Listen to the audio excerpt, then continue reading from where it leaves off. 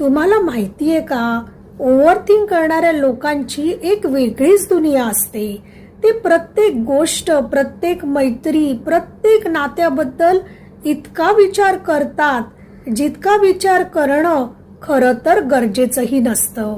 लोकांशी बोलताना सुद्धा ते कधी कधी असं काहीतरी जाणून घेतात जे कदाचित खरंही नसतं.